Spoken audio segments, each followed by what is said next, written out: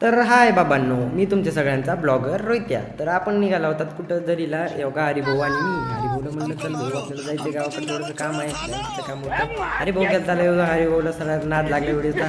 मग आलात आपण तिथून गंगाखेडची नदी, योगा गंगाखेडच्या नदीला लय पाणी आलेलं आहे मित्रांनो. आज आम्ही बघितलं तर इतक्या दिवस नव्हते गेलो, तर एवढं पाणी बघून आश्चर्यचकित झालो. मग तिथून पण निघालो बघा होता, पुढं आलो. ही आहे आपली पोखरणीवर मग परत आपण पोखरणीला म्हटलं टाटा बाय बाय पोखरणी. मी परत येतो देवाला सुद्धा म्हटलं परत दर्शन घ्यायला. मग तिथून आलात आपण महानगरपालिकेपाशी आलात बघा. इथून गेलात मस्त, आपल्याला जायचं होतं झरीला. मग आला तिथं न्यू हॉलंडचं शोरूम होतं बघा. हे आपल्याला न्यू हॉलंड ट्रॅक्टर आवडतं म्हणून आपण त्यातली जरा क्लिप घेतली. आणि हो काय हे मित्रांनो, हे चाकण नाही हो, हे आहे आपली परभणी. जगात जर्मनी भारतात परभणी. हा टॉपचा विषय आहे बरं का. हां, परभणीचा नाद नाही करायचा आहे हो का. आपली एवढी ट्रॅफिक लागली होती, तर काय झालं त्या पुढे एक ट्रक आहे, ट्रकावाल्याला गाडी चालवायची होती.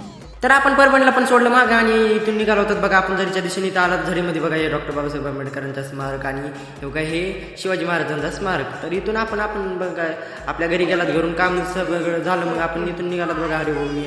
हे बघा ही आमची गावची दुधना नदी आहे. आई डायरेक्ट पूर्णाला जाते. आणि हे बघा आपण आला इथून पोखरणीवर परत गेलात मध्ये दर्शनाला म्हणलं होतं मी देवाला येतो देवा गेलात मध्ये. तर हरिभाऊ आणि मी गेलात दर्शनाला, म्हणलं चला एक दर्शन करून येतं हो का. इथून मग गेलं मस्त म्हणे, आम्हाला चांगलं वाटलं जरासं दर्शन घेऊन यायसाठी म्हणलं. तर इथून आपण बघा हे का आपण मंदिराच्या दिशेने निघालात. मग मंदिरापासून लावली गाडी आपली पार्किंगमध्ये, गेलात मस्त दर्शनाला. दर्शन करून आलात तर बघा हे आपलं बाहेरचा व्ह्यू आहे आपल्या इथला.